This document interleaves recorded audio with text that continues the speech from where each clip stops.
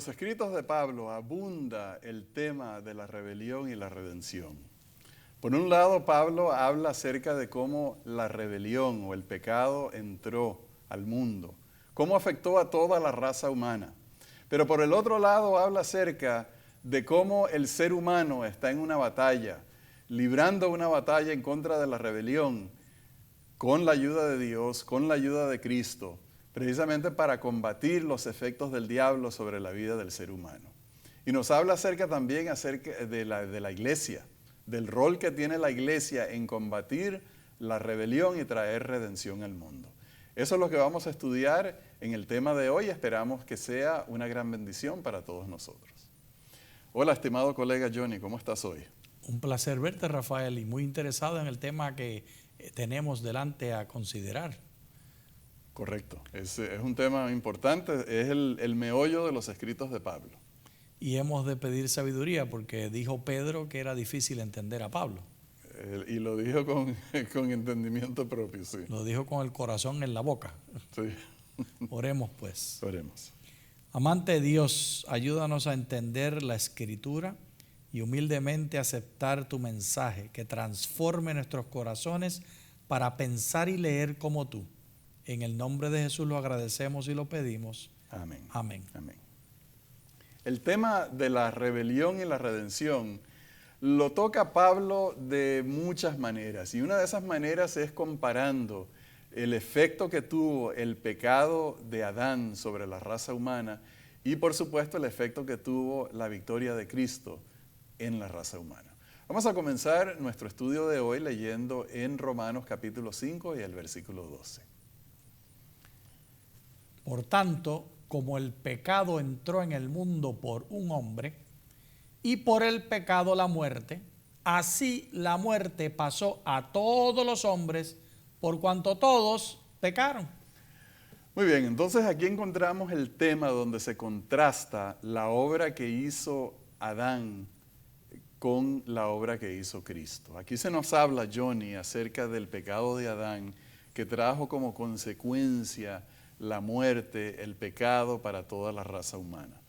Y entonces mi pregunta, la pregunta obligada es, ¿nosotros estamos perdidos por nuestros pecados o por lo que hizo Adán? Esa pregunta es muy compleja, Rafael, porque es cristología lo que está detrás. Que antes de empezar a grabar estábamos hablando de si debemos o no debemos entrar en la encarnación de Jesús y qué significa la encarnación de Jesús. Y decidimos que no era el tema y no debíamos entrar. Pero eso es lo que está detrás. ¿Qué significa este Jesús y qué significa el ser nosotros pecaminosos? Si pensamos que lo que nos condena son nuestros pecados, entonces nosotros somos iguales a Adán. Y por lo tanto, Jesús nos da el ejemplo para que nosotros, como Adán, podamos vencer, como él venció. Si pensamos que fue el pecado de Adán lo que nos condena, entonces Jesús es el Adán antes del pecado y no el Adán después del pecado. Que sin querer pues estoy entrando ahí, pero es que no hay otra manera de explicarlo, porque el punto es ese. El punto es, soy condenado por lo que hizo Adán y por lo tanto Jesús es Adán antes del pecado, o soy condenado por lo que hago yo y por lo tanto Jesús es el Adán después del pecado. Yo creo que la iglesia y la Biblia enseña que Jesús es el Adán antes del pecado. Por lo tanto, yo creo que lo que Pablo está diciendo es que somos condenados por el pecado de Adán. Y los pecados que nosotros hacemos son simplemente consecuencias, pero no son los que nos condenan. Ya estamos condenados de antes. Entonces, yo lo veo de esta manera, Johnny, y es que cuando Adán pecó, y bueno, vamos a ser justos también, el pecado no entró al mundo por un hombre, entró al mundo por un hombre y una mujer. Pero aquí, porque se está haciendo cierto punto, se habla acerca de un hombre. Entonces, cuando Adán y Eva pecaron, ellos hicieron caer su raza humana y por lo tanto todos sus descendientes cayeron en ellos. Correcto. Cayeron porque iban a nacer con los efectos del pecado y nosotros volvemos y endosamos sin quererlo, sin ser nuestro deseo. Nosotros cometemos pecado y nos volvemos a condenar, pero ya nacidos, hemos nacido bajo la condenación del pecado. Pero si creemos que lo que nos condena son nuestros pecados, entonces todos nacemos como Adán. Y Jesús nació entonces como Adán después del pecado y nos puede ser nuestro ejemplo para que triunfemos sobre el pecado y ya no necesitemos más a Cristo. Ahora ya vamos a vivir sin pecado por nosotros, sin necesidad de Cristo. Bueno, pero primero la Biblia enseña que nosotros somos concebidos en pecado, en el vientre de nuestra madre. Y segundo, la Biblia jamás enseña independencia de Cristo. Y esa es la clave para entender que lo que nos condena es el pecado de Adán. Y que por lo tanto Jesús no nos salva siendo nuestro ejemplo. Pero sí, Jesús es nuestro ejemplo. Pero la salvación no es siguiendo el ejemplo, la salvación es aceptando el don. Correcto. Entonces, bueno, Pablo no solamente habla de la caída, sino que habla también de la redención. Y en Romanos capítulo 5, versículos 17 al 19, encontramos donde él contrasta lo que sucedió en Adán y lo que sucede en Cristo. Versículo 17. Si por la transgresión de uno solo reinó la muerte, mucho más reinará en vida por uno solo, Jesucristo, los que reciben la abundancia de la gracia y el don de la justicia. Así que, como por la transgresión de uno vino la condenación a todos los hombres, de la misma manera por la justicia de uno vino a todos los hombres la justificación que produce vida.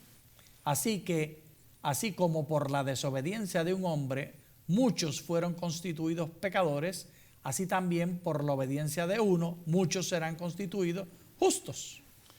Bueno, tú mencionabas anteriormente que las palabras de Pablo son confusas y yo lo voy a traducir a mi manera. Lo que Pablo está diciendo aquí es sencillamente lo siguiente, que por la obra de Adán, toda la raza humana cayó en pecado y fue condenada a muerte. Pero, y ahí es donde viene el contraste, por la obra de Cristo, por su sacrificio, por su justicia, todos somos rescatados. Somos restaurados a una relación perfecta con Dios y somos salvos. O sea que lo que malogró Adán y Eva, Cristo lo reparó, Cristo lo mejoró. Amén. Es semejante a la idea de los países democráticos donde el representante del pueblo, por ejemplo el presidente o la presidenta, el primer ministro o la primer ministro, al firmar el decreto de ley, se convierte en ley no solo para el primer ministro o la primer ministro, sino para todos los habitantes de esta nación. De esa misma manera, Adán, al condenarnos, al pecar, él firmó el decreto, haciéndonos a todos ciudadanos del pecado. Bien, entonces nosotros vamos a cambiar el tema y pasar al tema de la iglesia, porque la redención, lo que Cristo hizo aquí en la tierra fue fundar una iglesia, y la redención no es un conjunto de individuos que están aislados, están desconectados entre sí, sino que Cristo vino a fundar una iglesia. Eso lo hizo él muy claro mientras les enseñaba a los discípulos todo lo que él tenía que transmitir acerca de la economía del cielo. La fundación de la iglesia, porque la iglesia tiene una misión especial. Y vamos a ir al libro de Primera de Corintios, el capítulo 3, los versículos 5 al 9, para leer el siguiente pasaje. Versículo 5. ¿Qué pues es Pablo? ¿Y qué es Apolos? Servidores por medio de los cuales habéis creído. Y eso según lo que a cada uno concedió el Señor. Yo planté, Apolos regó, pero el crecimiento lo ha dado Dios. Así que ni el que planta es algo, ni el que riega, sino Dios que da el crecimiento. Y el que planta y el que riega son una misma cosa, aunque cada uno recibirá su recompensa conforme a su labor. Porque nosotros somos colaboradores de Dios y vosotros sois labranza de Dios, edificio de Dios. Aquí tenemos un concepto del cual no hablamos muy a menudo, y es el hecho de que cuando Dios nos llama al evangelio, nos llama a un edificio. Y suena un poco extraño referirse a la iglesia como un edificio, porque Cuando habla de edificio, en realidad no se está refiriendo a los templos construidos de materiales, se está refiriendo a las personas. Pero ahí está el tema, Johnny, de que Cristo llama a las personas a conformar una institución, esa institución es la iglesia. Entonces, la pregunta es, ¿cuál es el propósito? ¿Qué es la iglesia? Dice Pedro que cada uno de nosotros es un ladrillo en este edificio de la iglesia. Y estos ladrillos que somos tú y yo y todos nosotros constituimos las paredes.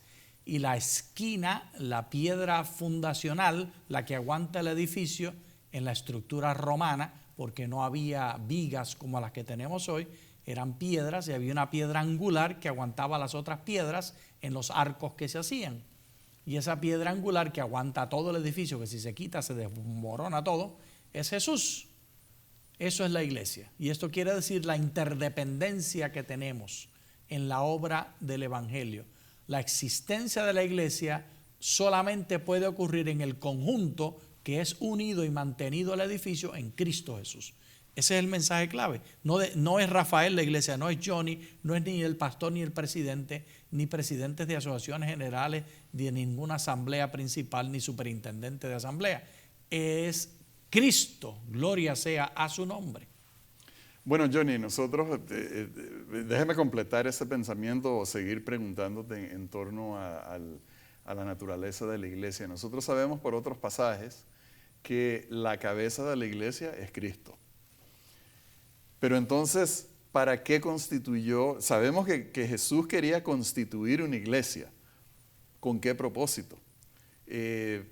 Porque yo pienso que es posible que nosotros perdamos de vista el propósito para el cual fue fundada la iglesia. La iglesia puede llegar a ser un lugar de gran placer, un lugar de gran comodidad, un lugar donde nosotros llegamos y nos sentimos a gusto, y puede tergiversarse, puede corromperse nuestro entendimiento y nuestra función dentro de la iglesia, por no entender exactamente con qué propósito Jesús fundó la iglesia. Así está escrito. Ok. Según Primera de Pedro, capítulo 2, primero los versos 4 al 6 y después los versos 9 y 10. Leo. Primera de Pedro 2, 4. Acercándoos a él piedra viva, desechada ciertamente por los hombres, mas ante Dios escogida y preciosa. Vosotros también, como piedras vivas, sed edificados como casa espiritual y sacerdocio santo, para ofrecer sacrificios espirituales aceptables a Dios por medio de Jesucristo. Y los versos 9 y 10. Mas vosotros sois linaje escogido, real sacerdocio, nación santa, pueblo adquirido, para posesión de Dios. Y aquí viene el propósito, Rafael, el verso 9 de Primera de Pedro, el capítulo 2. Para que anunciéis las virtudes de aquel que os llamó de las tinieblas a su luz admirable. Los que en otro tiempo no erais pueblo, pero que ahora sois pueblo de Dios, que en otro tiempo no habéis alcanzado misericordia, pero ahora habéis alcanzado misericordia. ¿Para qué, Rafael? Para anunciar. Gloria sea el nombre del Señor. Ahora, el único problema que yo tengo con lo que tú hiciste es que esta lección se llama Pablo y la rebelión. Y no te gusta Pedro. Y aquí Pedro tiene su lección en la próxima semana. Sí. Así que no vamos a hablar de Pablo en la lección de Pedro. Pero lo que pasa es que Pedro dice que Pablo es muy difícil de entender, así que hay que usar a Pedro. Para entender a Pablo. Entonces, bueno, pero aquí está el tema que ha surgido en las otras lecciones, y es que el propósito de Dios en llamar a la gente de la rebelión, a la salvación, es para que ayuden a llamar a otros también a escapar de la rebelión y entrar en la redención. Entonces tenemos eso bien claro, pero entonces vamos a leer también en 1 Corintios capítulo 3 versículos 16 y 17 otras aclaraciones acerca de la iglesia. Versículo 16, Pablo dice: ¿acaso no sabéis que sois templo de Dios y que el Espíritu de Dios está en vosotros? Si alguno destruye el templo de Dios, Dios lo destruirá a él, porque el templo de Dios, el cual sois vosotros, santo es. Ahora, es cierto que hay otro pasaje que se parece mucho a este, que nos habla acerca del cuerpo como templo del Espíritu Santo, pero en esta ocasión se nos está hablando de la iglesia. Se nos está diciendo a nosotros que el templo de Dios, la iglesia, es santo y que no debemos de actuar en contra de la iglesia. Y esto es un tema de gran importancia, Johnny, porque a veces nosotros podemos creer que el valor que tiene la iglesia lo tiene de acuerdo a los juicios que nosotros hacemos o las evaluaciones que hacemos sobre la iglesia. La iglesia no deja de tener valor porque nosotros no estemos de acuerdo, ni tiene valor la iglesia porque nosotros estemos de acuerdo. El valor de la iglesia viene ¿de dónde? Viene de estar en Cristo. Y aquí, ahora que me regañaste por usar a Pedro, pues vamos a usar a Pablo. Primera de Corintios, el capítulo 12, si leemos el verso número 12, Primera de Corintios 12, porque así como el cuerpo es uno y tiene muchos miembros, pero todos los miembros del cuerpo, siendo muchos, son un solo cuerpo, así también Cristo. Porque por un solo espíritu fuimos todos bautizados para formar un solo cuerpo, sean judíos o griegos, sean esclavos o libres, y a todos se nos dio a beber de un mismo espíritu. Porque además el cuerpo no es un solo miembro, sino muchos. Y dice entonces más adelante que la cabeza es Cristo. Y todos nos necesitamos unos a otros. Y la excelencia del cuerpo es entender que yo soy tan importante como el vecino y el vecino es tan importante como el presidente y todos somos iguales. Bueno, Johnny, ese es un punto importante de que todos somos iguales, pero lo cierto es que dentro de la iglesia hay diferentes dones. Cierto. Y hay dones que tienen mayor vista o mayor fama que otros dones. Por ejemplo, el don de la predicación, Sí. el don del canto, son dones que son muy vistos, muy resaltados. Y eso parece darle importancia a las personas que tienen esos dones. Cristo no fundó una iglesia alrededor de personalidades, Él fundó una iglesia alrededor de Jesús, basada sobre el fundamento que es Cristo, la roca es Cristo. Cuando en la iglesia se levantan personalidades, porque se levantan, Sí. a cada tanto y en diferentes lugares surgen personalidades. De que los hay, los hay. Correcto, surgen personalidades que quieren atraer hacia sí las personas con las armas del evangelio, o sea, utilizando el mensaje de la Biblia, pero siempre atrayéndolos así, no hacia la iglesia. Entonces allí nosotros tenemos una indicación muy positiva y muy clara de que esto no puede venir de Dios porque Dios fundó una iglesia en función a Cristo, no en función a personalidades que predican muy bonito o que son controversiales o que son atacados o que reciben injusticias. Y el verso 22 de 1 Corintios 12 dice, antes bien los miembros del cuerpo que parecen más débiles son los más necesarios. Todos somos importantes. No permitas que nadie te diga que tú no vales, que te calles, que tu opinión no cuenta, que tú no tienes poder. Todos en la iglesia somos iguales porque la cabeza es Cristo y todos, aún el más pequeño, es el más importante. Y esa es la, Rafael, economía de Dios. Correcto, correcto. Ahora vamos a leer ahí mismo también en 1 Corintios capítulo 12 los versículos 4 y 7. Versículo 4. Ahora bien, hay diversidad de dones, pero el Espíritu es el mismo. Pero a cada uno le es dada la manifestación del Espíritu para el bien de todos. Aquí hay una definición muy importante, Johnny. Nosotros ya sabemos que hay diferentes dones en la iglesia. Hay dones, como mencionaba anteriormente, que son de mayor prestigio que otros dones. Sin embargo, ese prestigio o esa distinción que nosotros podemos hacer, tal vez por la influencia del mundo, no se encuentra en la Escritura. Los dones los da Dios y los dones tienen, por esa definición, la misma importancia, el mismo efecto. deben de ser utilizados para la edificación del cuerpo de Cristo. Entonces, utilizando estos dos versículos, ¿para qué te puso a ti Dios y me puso a mí, nos puso a todos nosotros en la iglesia? Dos cosas. Para la edificación del cuerpo de Cristo, que es la iglesia, y para la proclamación del evangelio a aquellos que no conocen el ministerio de Dios, la obra de Dios en esta tierra. La misión de la iglesia es la misión de Dios, y la misión de Dios es esa cadena del Padre, los ángeles, Cristo, el Espíritu Santo, nosotros, a los que han de ser salvos hoy por ti y por mí. ¿Eres tú parte de la cadena? Para eso existimos, para edificarnos unos a otros en el cuerpo de Cristo y para traer a nuevos eslabones, nuevas piedras vivas, nuevos órganos para el cuerpo del Señor Jesús que siga creciendo. Ahora, Johnny, yo veo algo, un mensaje ahí. Si es para la edificación del cuerpo de Cristo, entonces yo considero que la iglesia es un campo misionero.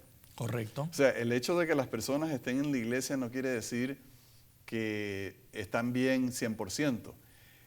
La iglesia, por definición, es un conjunto de personas que necesitan la salvación de Jesús. Un hospital. Un hospital, lo podemos decir, es un hospital. Es una colección de pecadores. Es una colección de personas que están sufriendo los embates del diablo para traer la rebelión a sus vidas. Son personas que necesitan nuestra ayuda. Nosotros necesitamos la ayuda de los demás miembros de la iglesia. Y por lo tanto, a mí, como miembro de la iglesia, se me ha dado dones para ponerlos al servicio de la iglesia, para edificar la iglesia, para levantar ánimos caídos, para informar los que no tienen conocimiento, para animar a las personas que necesitan una ayuda. Amén. Y entonces vamos a llegar ahora al último pasaje de esta lección, que está en el capítulo 6 del libro de Efesios, los versículos 11 al 13. Versículo 11 dice: vestíos de toda la armadura de Dios, para que podáis estar firmes contra las acechanzas del diablo. Porque no tenemos lucha contra sangre y carne, sino contra principados, contra potestades, contra los gobernadores de las tinieblas de este mundo, contra huestes espirituales de maldad en las regiones celestes. Por tanto, tomad toda la armadura de Dios, para que podáis resistir en el día malo, y habiendo acabado todo, estar firmes. Cuando uno lee este pasaje, Johnny, uno piensa en la ilustración que utilizó Pablo, y posiblemente porque estando en prisión, él podía ver a los soldados y ver cómo estaban uniformados, cómo estaban vestidos en su armadura y las armas que traían, los cascos y todo eso. Y él utilizó esa figura como para decirnos a nosotros en qué vivimos. Porque Pablo veía la rebelión, veía la redención. Y él sabía que nosotros, aún siendo redimidos del Señor, estamos en una batalla. ¿Y cómo es la forma de resistir esa batalla? Ahí nos dice la Escritura, es con la armadura. Y esta armadura no la compramos en las tiendas de fama internacional. Esta armadura es gratis y nos la da por la fe nuestro Señor Jesucristo. Y la hemos de vestir unos a otros en la iglesia, ayudándonos unos a otros a mostrar la armadura, a vivir con la armadura y a usar la armadura. Toda esta metáfora de guerra y de lucha resulta ser una ilustración del imperio romano, un imperio como el imperio americano y como todos los imperios, muy militarista, con colonias militares, con luchas y guerras internacionales. Y esa idea de milicia se utiliza como un modelo y como una metáfora para ilustrar la obra en la iglesia. Y la milicia de la iglesia debe ser contra el pecado. La tristeza y la desgracia es que una iglesia lucha contra otra iglesia, que un miembro lucha contra otro miembro. Y en vez de ponernos la armadura para luchar contra el pecado y contra el diablo y contra el mundo, estamos luchando unos con otros, Rafael. Sí. Entonces, bueno, el tema que nos presenta Pablo con esta metáfora, estas ilustraciones militares, como para hacernos pensar que es un placer estar en la iglesia, es un placer poder asistir a la iglesia, poder gozar de la comunión con Dios y todo lo que eso implica, las promesas, las bendiciones, la ayuda que Dios nos da continuamente. Pero lo cierto es que estamos en una lucha terrible contra esos poderes espirituales, esas realidades invisibles, pero que no por ser invisibles dejan de ser realidad. Tenemos un enemigo verdadero y la respuesta está en que Dios nos provee a nosotros la seguridad, las defensas que nosotros necesitamos. Habla acerca del yelmo de la salvación, habla acerca de la coraza de fe, habla acerca de la espada. Todas estas son prácticas de la vida del cristiano, nuestro estudio bíblico, la oración, no dejar de congregarnos. Todas esas cosas Pablo las ve tan importantes como las armas que el soldado iba a utilizar en su profesión o en la guerra. Sí, Rafael, y debo confesar, y no pude sino interrumpirte, debo confesar que no comparto con Pablo esos deseos militaristas de utilizar metáforas militaristas. Preferiría estar leyendo a Pedro y hablar del edificio y hablar de las piedras y hablar de construir, porque la guerra es de destruir y la iglesia no es para destruir. Yo sé que es para destruir las obras del diablo, pero hemos de definir la iglesia no como una lucha contra Satanás.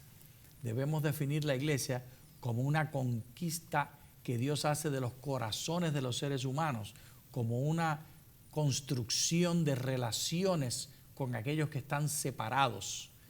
Y en vez de hablar de todas estas armas, deberíamos estar hablando de los instrumentos de construcción, de lo que nos trae unidos unos a otros. Lo que nos hace amigos, Rafael, no es que luchamos juntos contra el enemigo, lo que nos hace unidos es que nos construimos unos a otros. Sí, sí. Ahora, también es cierto que Pablo utiliza estos no en forma agresiva, sino en forma defensiva. Nuestra protección, nuestra ayuda viene porque nosotros nos defendemos con las bendiciones que Dios nos da. Bien, apreciados hermanos, estamos llegando al final de nuestra lección. Para las semanas que vienen vamos a estudiar no a Pablo, sino ahora a Pedro, y la lección se llama Pedro y el gran conflicto. Y los invitamos para que nos acompañen de nuevo en Perspectiva Bíblica. Dios les bendiga. Muchas gracias.